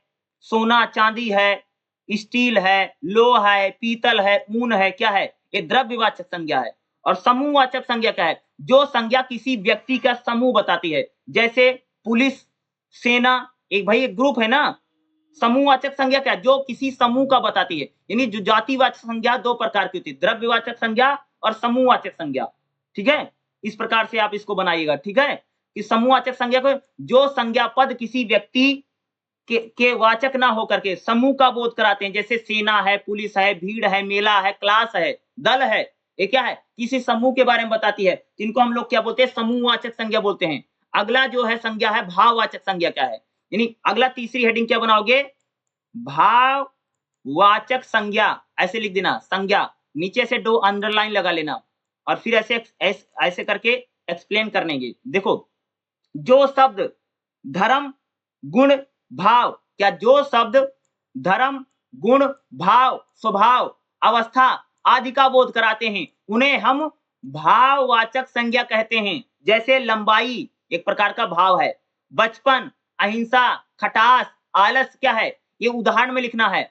भाववाचक संज्ञा के उदाहरण क्या लिखोगे, जैसे लंबाई है, बचपन है, अहिंसा है, भय है, खटास है, आलस है, ये क्या एक प्रकार का, इसका क्या भाई हो जाएगा, ये उदाहरण हो जाएगा। इतना आपको लिखना पड़ेगा जितना मैंने बताया है। अरे डायग्राम, फ्लो चार्ट आप कहीं पर भी बना सकते हो, ठीक है। ये थोड़ा यहाँ पर स्पेस कम रहता है या माउस थोड़ा काम नहीं करता, नहीं तो मैं आपको बाकायदा लिख के बताऊं कैसे इसको बनाते हैं, ठीक है। देखो, फ्लो चार्ट हमेशा बनाओ, कहीं पर भी आता, अलग अलग प्रकार के डायग्राम होते हैं, इसको बनाने से भाई मेरे नंबर एग्जाम में ज्यादा मिल सकता है और आपको 10 में से 8 या 9 नंबर मिल सकता है, ठीक है। समझ रहे हो कि आप जितना बेहतर एग्जाम लिखेंगे उतने ही ज्यादा मार्क्स मिलेगा, इस बात को ध्यान में रखिएगा मेरी बात को, ठीक है। और बेहतर पेपर लिखने से, बेहतर पेपर अटेम्प्ट करने से बेहतर ही नंबर मिलता है, ठीक है, इस बात को जरूर याद रखिएगा, ठीक है। चलिए अगला क्वेश्चन मैं आप सबको बता देगा।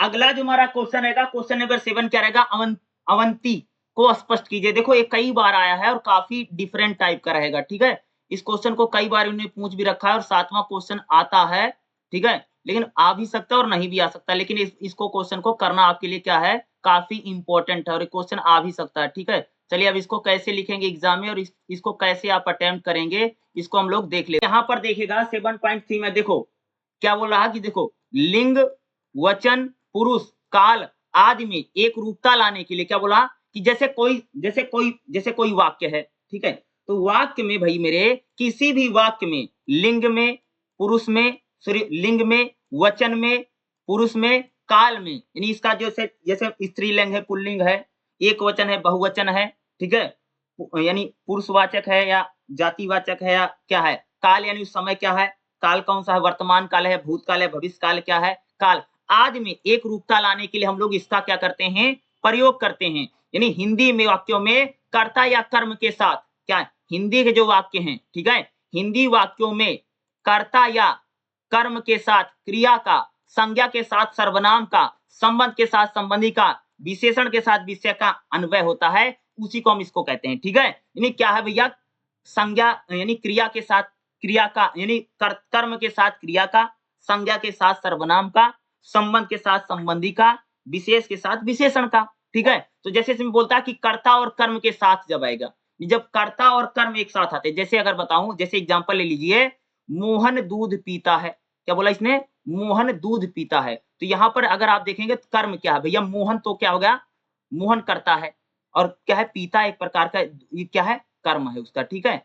अगर आप देखेंगे जैसे शीला दूध पीती है, लड़कियां खाना बना रही हैं, लड़के फुटबॉल खेल रहे हैं, तो इसमें क्या एक प्रकार से अगर आप देखेंगे तो इसमें कर्ता और कर्म के साथ क्रिया आ रही, क्या है, कर्ता कर्म और क्रिया, ये तीनों इन इन वाक्यों में तीन चीजें आ रही हैं। जैसे कर्ता आएगा, फिर कर्म आएगा, फिर क्रिया आएगी। जैसे मोहन दूध पीता है, ठीक है, मोहन क्या भैया कर्ता, दूध क्या हो गया एक प्रकार का कर्म हो गया, और क्रिया पीता है, पीता है क्या हो जाएगी, क्रिया हो जाएगी। इस प्रकार के वाक्य आएंगे, यानी सबसे पहले क्या आता भैया, कर्ता आता है, फिर कर्म आता है, फिर क्रिया आती है। यानी वाक्यों में एक रूपता लाने के लिए, क्या एक जैसे लाने के लिए हम लोग इसका क्या करते हैं, प्रयोग करते हैं या किया जाता है।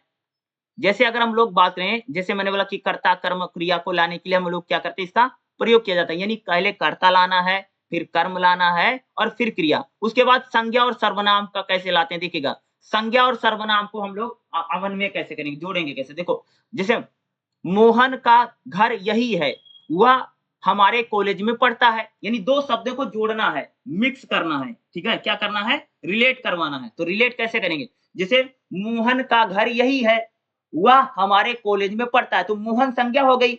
और जब दोबारा बोला गया, जैसे मैंने बोला कि मोहन हमारे कॉलेज में पढ़ता है, तो भाई मोहन हो गया संज्ञा।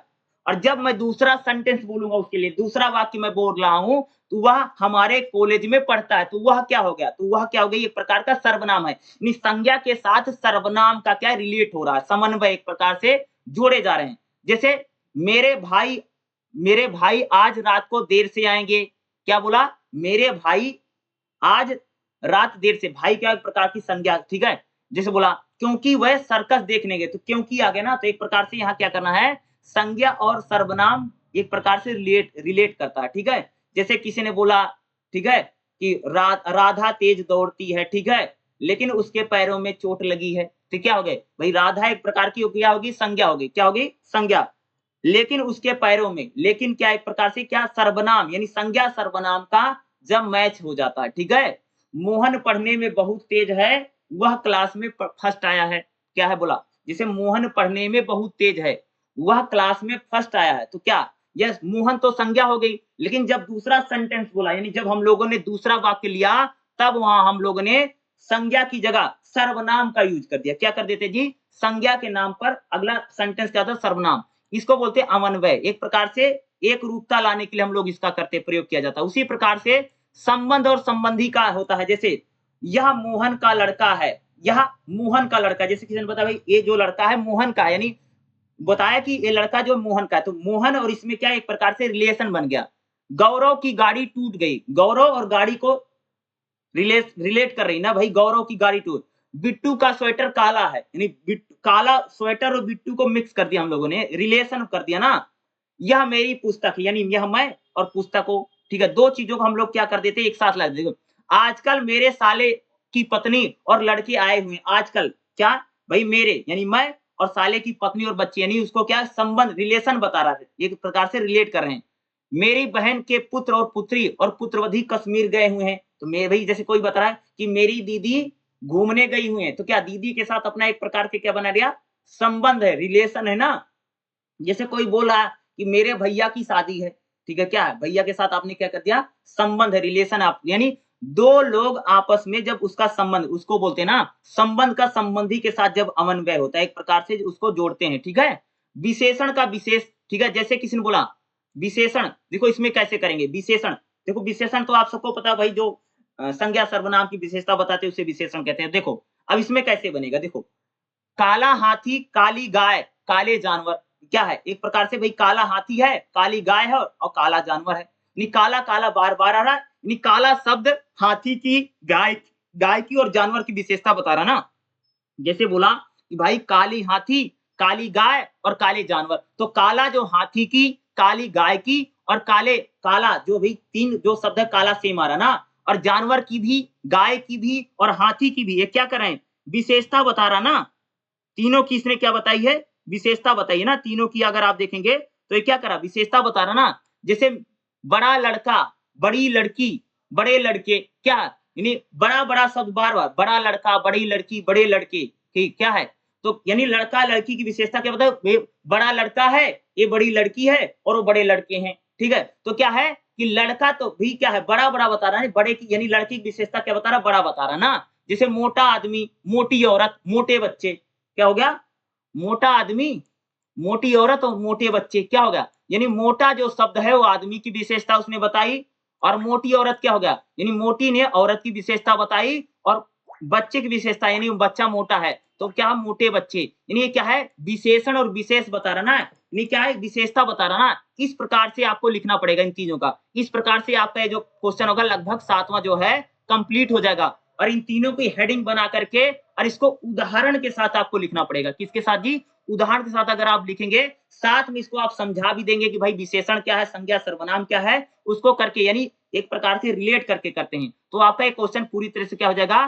कंप्लीट हो जाएगा। ठीक है, चलिए अगला क्वेश्चन का अगला जो हमारा क्वेश्चन क्या रहेगा? आंगिक संप्रेषण पर प्रकाश डालिए, यानी आंगिक संप्रेषण क्या होता है? ठीक है? अरे आंगिक संप्रेषण क्या है? जब खास तौर से जब हम इशारों में बात करते हैं, आंगिक संप्रेषण पर प्रकाश डालिए। इस टाइप का क्वेश्चन एग्जाम में आ सकता है, ये इंपॉर्टेंट क्वेश्चन है। जैसे आंगिक संप्रेषण क्या होता है, लिखित संप्रेषण क्या होता है, मौखिक संप्रेषण क्या होता है, इस टाइप का क्वेश्चन एग्जाम में पूछे जा सकते हैं और ये क्वेश्चन 10 नंबर का है। और कौन सा क्वेश्चन है? ये क्वेश्चन नंबर 8 है, क्वेश्चन नंबर 8वां। और ये क्वेश्चन अगर आपके एग्जाम में आ जाए तो इस क्वेश्चन को हम लोग कैसे लिखेंगे? चलिए हम लोग इसको भी क्या कर लेते हैं, देख लेता। जैसे क्वेश्चन देखो आपसे पूछा गया था, क्वेश्चन क्या था? आंगिक संप्रेषण। ठीक है, देखो भाई, आंगिक संप्रेषण से तात्पर्य है शब्द रहित संप्रेषण, यानी जब हम लोग किसी से बातचीत करते हैं या वार्तालाप करते हैं तो उसमें किसी प्रकार का शब्द नहीं है, उसमें किसी प्रकार की ध्वनि नहीं है, यानी साइलेंट है। क्या है? साइलेंट तरीके से हम लोग बात करते हैं, यानी शब्द रहित, यानी उसमें कोई वर्ड ही नहीं है, उसमें कोई ध्वनि ही नहीं है, यानी बिना ध्वनियों के और बिना शब्दों के जरिए जब हम लोग किसी से संप्रेषण करते हैं, बातचीत करते हैं, अपनी बात को दूसरे बात तक पहुंचाते हैं, उसको हम क्या बोलते हैं? आंगिक संप्रेषण। यानी जब हम लोग अपने शरीर के हाव भाव के जरिए, क्या भैया? जब हम लोग अपने शरीर के हाव भाव के जरिए, आंगिक चेष्टाओं के जरिए, शारीरिक भाषा यानी बॉडी लैंग्वेज के जरिए, अपनी भाव भंगिमा के जरिए, आंखों के जरिए जब हम किसी से बात कहते हैं, अपनी कोई बात कहते हैं, वही होता है आंगिक संप्रेषण। जैसे आप सबने देखा होगा ना, जैसे ट्रैफिक हवलदार नहीं होता, ट्रैफिक हवलदार देखो कुछ बोलता है, नहीं बोलता ना, लेकिन सिर्फ ऐसे हाथ कर देता, सारी गाड़ियां रुक जाती हैं और ऐसे हाथ कर देता, इधर वाले चलने लगते हैं ना। क्या ट्रैफिक हवलदार क्या है? कि आंगिक संप्रेषण का सबसे बेस्ट एग्जांपल है। देखो खड़ा रहता है, वो बोलता थोड़ी है, कुछ नहीं बोलता है, बीच चौराहे पर खड़ा हो जाएगा और जैसे ऐसे हाथ कर देगा, रोक देगा, सारे रुक जाएंगे। ठीक है, ऐसे कर दिया हाथ, रू सारे रुक गए और इधर से बोलेगा, ऐसे ऐसे हाथ कर देगा, सारे चलने लग जाएंगे। आंगिक संप्रेषण का दूसरा एग्जांपल है, जैसे मान लीजिए आपने भाई आपने खाना वाना खा लिया। ठीक है, जैसे आपसे कोई पूछ रहा खाना खा लिया क्या, और आपने कुछ नहीं बोला, सिर्फ हाँ में सिर हिला दिया, तो भैया अगले को पता चल जाएगा कि आपने खाना खा लिया। ठीक है, जैसे आप कुछ काम कर रहे हो और आपसे कोई बात कोई पूछ रहा है, जैसे कोई पानी लेना तो पूछ लेगा, ऐसे पानी चाहिए क्या, इशारे में पूछ लेता ना। बहुत सारे लोग इशारे में बात नहीं करते, देखा होगा ना, इशारों में बात करते हैं। उसी प्रकार से आंगिक संप्रेषण में, जैसे मान लो एग्जांपल और बताता हूं, जैसे मान लो भैया तुम पेपर देने बैठे हो, क्या देने बैठे हो जी? एग्जाम लिख रहे हो, एग्जाम लिख रहे हो और वहीं टीचर खड़ा है, पास में थोड़ी देर पर मास्टर खड़ा है और सामने वाला जो बच्चा उससे तुमको कुछ पूछना है या उसको कुछ कहना है। ठीक है, तो तुम उसको बोलोगे नहीं, बल्कि क्या करोगे, उसके शरीर जो है ना उसको टच कर दोगे। क्या कर दोगे? उसको टच कर दोगे। लेकिन वो जैसे टच करोगे ना वैसे वो पीछे घूम जाएगा। होता है ना कि जैसे मान लो एग्जाम लिखते रहते हैं, तो जैसे सामने वाली तुम नकल मार रहे हो। ठीक है, मैं एग्जाम्पल ले लेते, तुम सामने वाले से कॉपी कर रहे हो, नकल मार रहे हो। ठीक है, जैसे मान लो उसने ऐसा कुछ कर लिया, दिख ही नहीं रहा, तो तुम क्या करो, ऐसे हाथ रख दोगे, तो समझ जाएगा कि भाई फलाने पीछे वाले को दिख नहीं रहा। ये आंगिक संप्रेषण ऐसा होता है। जैसे मान लो कि जैसे भाई आंगिक संप्रेषण ही है, जैसे मान लो तुमको किसी को उठाना, कोई सो रहा है और आवाज नहीं करनी है, क्या आवाज नहीं करनी, तो तुम बिल्कुल आराम से उठाओगे उस इंसान को ना, तो ये क्या है, आंगिक संप्रेषण में आता है। ठीक है, शारीरिक हाव भाव नहीं, तो तुम देखो बहुत सारे लोगों के हाव भाव, जैसे देखो, जैसे तुमसे कोई नाराज है या कोई गुस्से में है, तो आप लोगों को पता चल जाता ना कि कोई हमसे नाराज है या हमसे कोई गुस्से में ना, चीजें पता चल जाती ना कि एक प्रकार से भाई फलाना व्यक्ति नाराज है या कोई गुस्से में है। ठीक है, जैसे तुम लोग ना कोई कोई आदमी होता भाई गुस्से में होता, आंखें लाल हो जाती हैं या हाथ लाल हो जाता है, कोई कोई गुस्से में होता है एक प्रकार से, जैसे जैसे कोई नाराज है। ठीक है, या कोई उदास है, तो आपको पता चले ना, जैसे बॉडी लैंग्वेज जिसको, यानी शरीर के कंधे झुके थे। तुमने कई बार जैसे टीवी में सुना, जैसे क्रिकेट कमेंट्री होती है ना, तो क्रिकेट कमेंट्री में जैसे कई बार कहते हैं फलाने टीम की जो बॉडी लैंग्वेज है वो बता रही कि टीम ने हार मान ली है, क्या है, उनके शरीर के जो कंधे हैं वो झुक गए हैं। क्या बन गए जी? वो झुक गए हैं। जैसे कोई व्यक्ति ने हार स्वीकार कर ली है, ऐसा नहीं कि वो हार कह दे कि भैया मैं हार गया हूँ, बल्कि हार बोलता नहीं, बल्कि उसकी जो बॉडी लैंग्वेज है, उससे ही पता चल जाता है कि वो व्यक्ति हार गया है। उसी प्रकार से अगर मैं एग्जांपल देके बताऊँ, जैसे मान लो तुम देख रहे हैं जो नमकीन-वमकीन के पैकेट आते हैं, जो कुरकुरे का पैकेट आता है, जो चिप्स का पैकेट आता है, उन पैकेटों को देखो उठा करके, उन पैकेटों में जो फ़ोटो बना है, जैसे मान लो कुरकुरा जो बहुत नमकीन है, ठीक है? तो उसका जो हाव-भाव है, उसपे एक बच्चे का फ़ोटो होगा या कोई लड़की का फ़ोटो होगा, तो उसके हाव-भाव से पता चलेगा कि ये नमकीन है या मीठा है, ठीक है? या तीखा है या खट्टा है। तो देखो इसका इंप्रेशन कैसे होता है, यानी क उसका भाव कैसे होता है ना, पता चलता है ना। तुम कोई भी लेकर के उसका जो रैपर है यानी उसको पॉलीथीन होती है जिसमें लपेट के वो लोग देते हैं, उस पॉलीथीन में पता नहीं चल जाता, पता चल जाता ना, उसको देखो किस प्रकार की उनको पॉलीथीन दी जाती है। उस पॉलीथीन में जो फोटो बना है, अरे तुम देखते नहीं जो पिज़्ज़ा होता था पहले, बर्गर आता था, पिज़्ज़ा पिज़्ज़ा की बात, पिज़्ज़ा में होता था, वो मोटा सा लड़का बना रहता था, बर्गर खाता रहता था और उसके फेस देखो कैसा जैसे बहुत टेस्टी लग रहा है उसको ना। ये क्या है, एक प्रकार का हमारा क्या भैया हाव-भाव है। जैसे कई लोगों को तुमने देखा होगा, अगर वो बैठेंगे ना तो एक पैर पर दूसरा पैर करके बैठता है। देखोगे ना? ये भी हमारे हाव-भाव होते हैं। जैसे कोई किसी के सामने बैठता है तो शरीर के हाव-भाव कैसे हैं, ये भी पता चला ना। जैसे कोई आदमी ना थोड़ा पैसा-वैसा थोड़ा ज़्यादा हो गया ना, तो किसी के सामने बैठेगा ना, पैर पे पैर रख के बैठता है। और कोई व्यक्ति जैसे मान लो कि थोड़ा मीडियम टाइप का ना, तो पैर पे पैर रख के नहीं बैठेगा। ये क्या हाव-भाव है। नहीं वो दिखाना चाहता है कि भाई मैं बहुत ऐसा आदमी हूँ, वैसा आदमी हूँ ना, ये हाव-भाव होता है। ठीक है? जैसे मैं एक और एग्जाम्पल दूँ, जैसे मान लो कोई व्यक्ति किसी से कितनी दूरी पर खड़ा है, कोई व्यक्ति किसी से कितनी दूरी पर खड़ा है, इससे भी हमको पता है कि उसमें रिलेशन कैसा है या उसकी बातचीत कैसा है, ठीक है? ये पता चलता है कि हाव-भाव के ज़रिए। हाव-भाव यानी जैसे हम लोग अगर बात करें, जैसे कि कोई गुस्से में है व्यक्ति या कोई घृणा है, भय है, प्रसन्नता, उदासी है, इसको हम लोग प्रकट करते हैं ना। जैसे कोई गुस्से में, तुमको बोलने की ज़रूरत नहीं मैं गुस्से में हूँ, बल्कि पता ही चल जाता कि दूसरा व्यक्ति भाई गुस्से में है ना।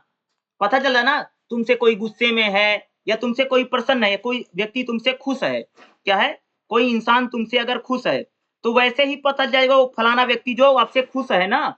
पता चल जाता है, नहीं चल जाता, बताओ? पता चल जाता ना कि दूसरा जो इंसान है आपसे वो बहुत खुश है, ठीक है, प्रसन्न है, ठीक है, या कोई आपसे उदास है। ये सारी चीजें आपको पता चल जाती हैं। जैसे अगर आप देखा जो दिव्यांग बच्चे होते हैं, जो मूक बधिर बाधित बच्चे होते हैं, उनको देखो कैसे सिखाया जाता है, उनको कैसे पढ़ाया जाता है ना, इशारों में उनसे बात की जाती है ना, देखते नहीं? जैसे जिसको बोलना नहीं आता, जो सुन नहीं सकता, जो बोल सुन नहीं सकते हैं, उनको देखो, उनकी तो पूरी एजुकेशन ही आंगिक संप्रेषण में चलती है ना। चलती कि नहीं चलती? देखते नहीं हो? सारी चीजें होती है ना, आंगिक संप्रेषण में होता है ना। इसी को हम लोग क्या बोलते हैं, आंगिक संप्रेषण। और आंगिक संप्रेषण आपके एग्जाम में आ सकता है, पूछा जा सकता है। और जो मैंने आपको बताया इसको आपको पॉइंट बना करके, क्या पॉइंट बना करके और हेडिंग बना करके आपको लिखना है, ठीक है? क्या लिखना है? पॉइंट और हेडिंग बना के लिखना है। और मात्र 10 नंबर का क्वेश्चन आता है, 10 नंबर के लिए 2 से ढाई पेज और 2 ढाई पेज ही लिखना है, इससे ज्यादा मत लिखना, क्योंकि टाइम का भी हमें ध्यान रखना, क्योंकि एग्जाम सिर्फ 2 घंटे का है, ठीक है? चलिएगा हम लोग अगला क्वेश्चन देख लेते हैं। अगला देखिए हमारा जो क्वेश्चन है, क्वेश्चन नंबर 9।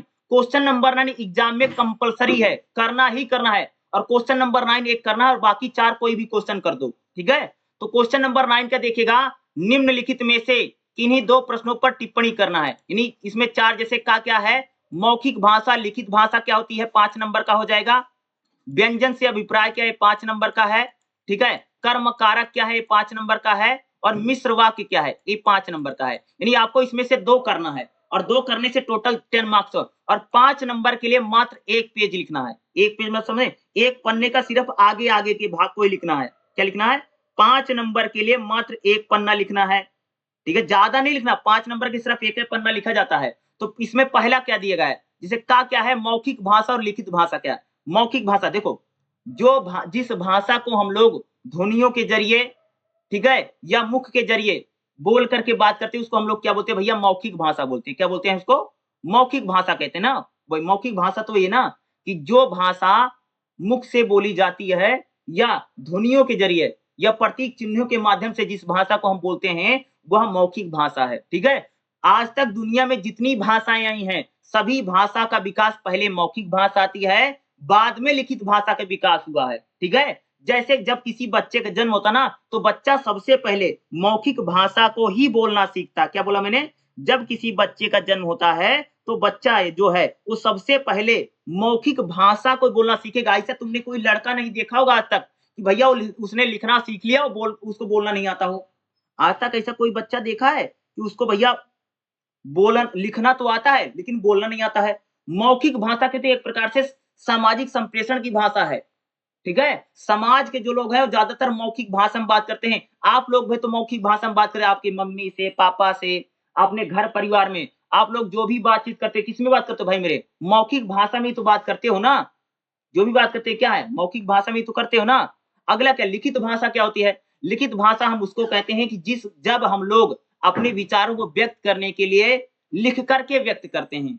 लिख कर के जैसे यानी लिखने के लिए लिखित भाषा के लिए लिपि का होना बहुत जरूरी है। जैसे हिंदी की देवनागरी लिपि है, ठीक है? और संस्कृत की भी देवनागरी लिपि है, अंग्रेजी की रोमन लिपि है। यानी लिखित भाषा क्या है? जब हम अपने विचारों को, अपने भाव को पेन पेपर पर लिख करके यानी चिन्हों के माध्यम से लिखते हैं, वो लिखित भाषा होता है। लिखित भाषा एक प्रकार से कह सकते हो कि भाई लिखित भाषा के से ही भाषा का विकास होता है। जैसे अगर आप बताओ भाई इतने समय पहले जैसे दुनिया जैसे इतिहास है, भूगोल है, वही भाषा चीजें लिखी गई ना।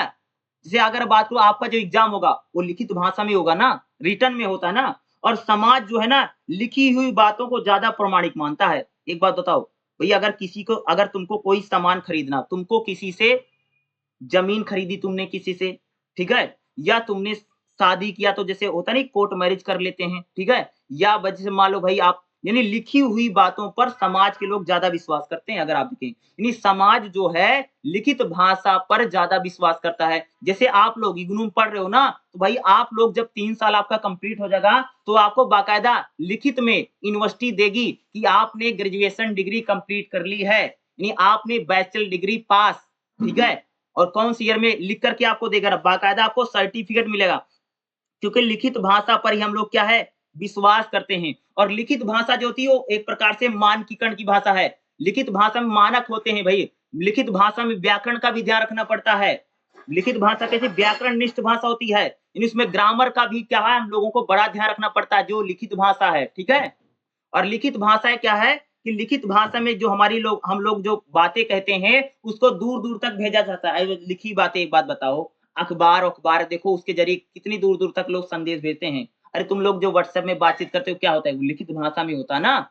अगला देखो, खा क्या है, व्यंजन से अभिप्राय क्या है? भैया व्यंजन क्या है? एक प्रकार से बोलोगे व्यंजन किसे कहते हैं? स्वर की सहायता से जिन वर्णों का उच्चारण किया जाता है उनको हम व्यंजन कहते हैं। क्या बोलोगे? स्वर की सहायता से जिन व्यंजनों का उच्चारण किया जाता है उसको हम व्यंजन कहते हैं, ठीक है? व्यंजन को बोलते समय हमें स्वर की सहायता लेनी पड़ती। क्या? व्यंजन को बोलते समय हम लोगों को स्वर की सहायता लेनी पड़ती है। और व्यंजन कितने हैं? व्यंजन 33 हैं। कितने हैं जी? व्यंजन कितने हैं? व्यंजनों की संख्या 33 है।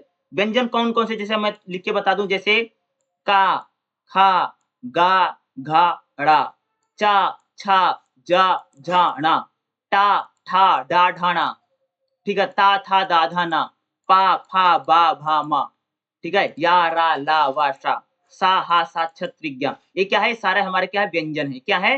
ये व्यंजन है, ठीक है? मूलतः, ठीक है? सामान्यतः व्यंजन कितने मानेंगे? 33 मानेंगे। सामान्यतः व्यंजन की संख्या कितनी है? 33। कितनी मानेंगे जी? 33 व्यंजन मानेंगे। सामान्यतः की अगर हम लोग बात करें तो व्यंजन कितने मानेंगे? 33 व्यंजन माने गए। कितने मानेंगे जी? 33 माने गए। इनकी व्यंजन की संख्या कितनी? 33 मानी गई है, ठीक है? तो इस प्रकार से यानी का वर्ग के व्यंजन, फिर खा वर्ग व्यंजन, ठीक है? का वर्ग, फिर चा वर्ग, फिर टा वर्ग, फिर पा वर्ग। ये व्यंजनों को लिख करके पुल लिखना और सिर्फ 5 नंबर का, और 5 नंबर को लिए सिर्फ आपको एक पेज लिखना है। अगला कर्म कारक क्या है और मिश्र वाक्य क्या है? कर्म कारक क्या है? देखो इसमें सिर्फ 2 ही करना होता है और मैंने 8 क्वेश्चन करवा दिए।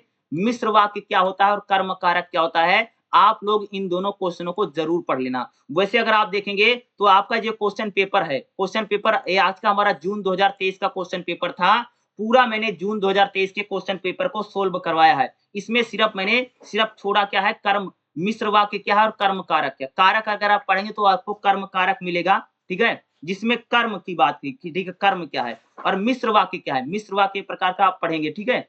जिसमें सरल वाक्य और संयुक्त वाक्य और मिलकर के जब आते हैं वो मिश्र वाक्य कहते हैं, ठीक है? तो मिश्र वाक्य मैंने पढ़ा भी रखा है और कर्म कारक क्या है इसको भी आप जरूर पढ़ लेना, ठीक है? क्योंकि देखो एक बात मेरी याद रखना, एग्जाम जब भी होगा ना तो 9 क्वेश्चन कंपल्सरी है, क्वेश्चन नंबर 9 करना है और बाकी 4 क्वेश्चन आप कोई भी कर सकते हैं, यानी एक में से यानी एक क्वेश्चन से लेकर के 8वें तक, 1 से 8वें तक आपको जो भी आता कोई भी 4 क्वेश्चन लिख देना और आपका 9 क्वेश्चन एक कर देना, क्वेश्चन नंबर 9 कर देना, टोटल आपका 5 क्वेश्चन बन जाएगा और सिर्फ मात्र 2 घंटे का पेपर रहेगा। इस हिसाब से अगर बात करूँ, इससे पहले मैंने दिसंबर 2023 का मैंने क्वेश्चन पेपर सोल्व करवाया था, आज मैंने जून 2023 का क्वेश्चन पेपर सोल्व करवा दिया। इसी तरीके से मैं आपको 4 से 5 साल का जो प्रीवियस ईयर का क्वेश्चन पेपर है, वह भी मैं आपको सोल्व ज़रूर करवा दूँगा। अगर आपका कोई सवाल है तो आप मेरे से ज़रूर पूछ सकते हैं, ठीक है? और ये आपकी मैं लगातार मैं क्वेश्चन पेपर आपको सोल्व करवाता रहूँगा, इससे क्या होगा आपकी जो प्रिपरेशन है, जो तैयारी है, आराम से हो जाएगी, ठीक